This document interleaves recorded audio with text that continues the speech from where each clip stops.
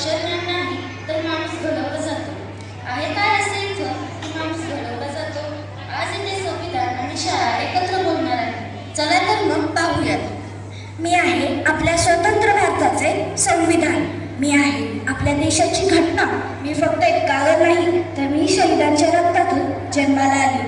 मी देशाला हक्क दिले, जगण्याचा अधिकार दिला. पण आज मला एक विचारायचे आहे की देशाचे सर्वोच्च विधान असूनही या देशात माझी नजर होते का? संविधान एवढे महान आहे, पण मग आम्ही तर लहान विद्यार्थी आहोत. आमचे काय काम आहे? बाळा, माझा प्रवास तुझ्या शाळेपासूनच सुरू होतो. तू शाळेत वेळेवर येतेस, वेळेवर तासाला बसतेस, वेगवेगळे विषय शिकतेस. हे सगळे नियम तू पाळतेसच ना. हे नियम म्हणजे तुझ्या शाळेचे संविधान. आज तू नियम पाळतेस, उद्या तू देश वाचवतेस. मला सांगा, घर सोडल्यानंतर तुम्ही या शाळेत येता, म्हणजेच आईवडिलांनंतर शिक्षकच तुमचं भविष्य घडवतात ना. मग त्यासाठी आम्ही कधी तुमच्यावर रागवतो, आम्ही तुम्हाला अनुशासन लावतो, पण तेही तुमच्या भल्यासाठी, हितासाठीच ना. बाळांनो, शाळेची शिस्त म्हणजे तुमच्यासाठी शिक्षा नाही, तर ती तुमच्या आयुष्याची दिशा आहे, तुमच्या यशस्वीतेची गुरुकिल्ली आहे, तुमच्या व्यक्तिमत्वाची नवसंजीवनी आहे. संविधान आम्हाला शिक्षणाचा हक्क देते. हो, आणि शाळा तुम्हाला शिकण्याची संधी, समान वागणूक आणि आपले विचार मांडण्याचा हक्क देते. मग आम्हाला फक्त हक्क आहेत का? नाही बाळा, हक्कांसोबत कर्तव्यही तितकीच महत्त्वाची आहे. वेळेवर येणे, शिस्त पाळणे, शाळेची मालमत्ता जपणे ही तुमची कर्तव्य आहेत. देशात लोकशाही आहे. शाळेतही मॉनिटर, कॅप्टन निवडले जातात. यातूनच आपल्याला नेतृत्व, जबाबदारी आणि एकता शिकायला मिळते. हे कसं शिकायचं ते आता पाहूया. आपण आता पाहूयात वर्गामध्ये घडणारा एक प्रसंग.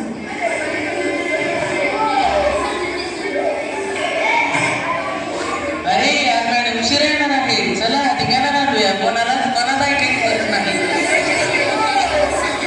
अरे खाली उतर. हे काय चाललंय? शाळेचे काही नियम आहेत की नाही? कसले नियम? शाळा आपली आहे, आपण काहीही करू शकतो. काय रे मुलांनो, काय गोंधळ चाललाय? जरा तरी शिस्त आहे का नाही? मॅडम, शिस्त पाळून काय होतं? शेवटी शाळाच तर आहे ना. थोडा गोंधळ घातला तर कुठे बिघडलं. मॅडम, समीर म्हणतोय की शाळेत नियमांची गरज नाही, आपण हवं तसं वागू शकतो. अरे समीर, तुला माहित आहे का, शाळा म्हणजे देशाचं एक छोटं रूप असतं.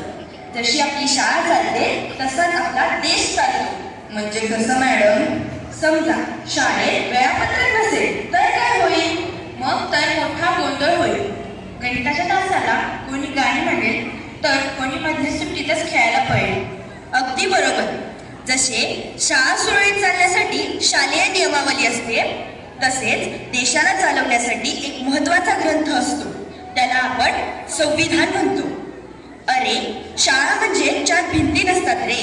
शाळा म्हणजे एक छोटा देश असतो, देश. शाळा आणि देश ते कसं काय मॅडम? आज आपण याच विषयावर बोलूया. सांगा बरं, आपल्या देशाला चालवण्यासाठी कशाची गरज असते? कायद्याची आणि संविधानाची. अगदी बरोबर.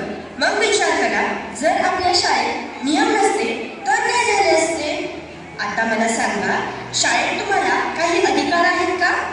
हो, आम्हाला प्रश्न विचारण्याचा अधिकार आहे, खेळण्याचा अधिकार आहे आणि शिक्षण घेण्याचा अधिकार आहे. अगदी तसेच संविधानाने आपल्या देशातील नागरिकांना मूलभूत अधिकार दिले आहेत, जसे भाषण स्वातंत्र्य, शिक्षण घेण्याचे स्वातंत्र्य आणि संमतीचा हक्क. पण मॅडम, अधिकारांसोबत काही जबाबदाऱ्याही असतात ना? शाबास.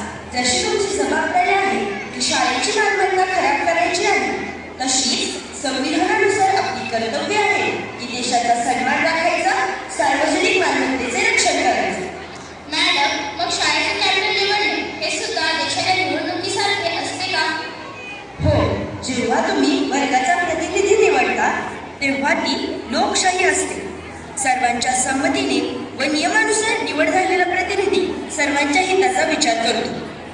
मॅडम, आणि जर एखाद्याने नियम मोडला तर? जसे शाळेत शिस्तभंग केल्यावर मुख्याध्यापक योग्य तो निर्णय घेतात, तुम्हाला शिक्षा करतात, तसे देशात संविधानानुसार न्याय व्यवस्था काम करते. कोणावरही अन्याय होऊ नये हे संविधान आपण शाळेचे मालमत्तेचे नुकसान करत नाही आणि वेळेवर परिपाठाला हजर राहतो. उत्तम. आता मला सांगा, देशात जसे पंतप्रधान आणि मंत्रिमंडळ असते तसे आपल्या शाळेत कोण असते? आमच्या मुख्याध्यापिका, शालेय शिक्षक व अन्य सर्व. अगदी. हेच लोक शाळेतील नियम बनवतात व ते पाळण्यास मदत करतात. मॅडम, पण संविधान इतकं महत्वाचं का आहे? कारण संविधान आपल्याला समानता शिकवतो. आपल्या वर्गात जसं श्रीमंत, गरीब, हुशार, ढ असा भेदभाव नसतो, तसंच देशात जात, धर्म किंवा भाषेवरून भेदभाव करता येत नाही. म्हणजे मॅडम, शाळेचा गणवेश हा सुद्धा समानतेचा प्रतीक आहे ना? कारण सगळे एकाच गणवेशात सारखेच दिसतात. हुशार आणि सगळी. जसा आपला तिरंगा आपल्याला एकत्र बांधतो, तसंच आपलं संविधान देशाला एकत्र ठेवतं. जर नियम मोडले तर जसं शाळेत शिक्षा होते तसंच देशात कायद्यानुसार शिक्षा होते. म्हणजे मॅडम, आम्ही आज शाळेचे नियम पाळायला शिकलो तरच उद्या देशाची जबाबदार नागरिक बनू शकू. अगदी बरोबर. शाळा ही लोकशाहीची पहिली प्रयोगशाळा आहे. इथे तुम्ही जे शिकाल तेच उद्या देशात राबवाल. मॅडम, मी आजपासून नियम मोडणार नाही, कारण माझी शाळा हाच माझा छोटा देश आहे. मॅडम, मला आता समजले, संविधान म्हणजे फक्त पुस्तकातील शब्द नाही, तर तो आपल्या देशाचा श्वास आहे.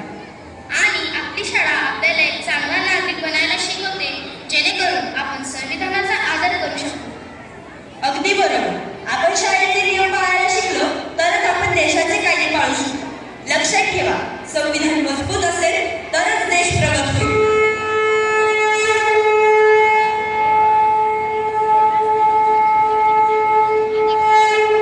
माझ्या लेकरांनो, ही शाळा म्हणजे माझं पाळणाघर आहे. ही माणूस घडवणारी, राष्ट्र निर्माण करणारी जणू प्रयोगशाळाच आहे.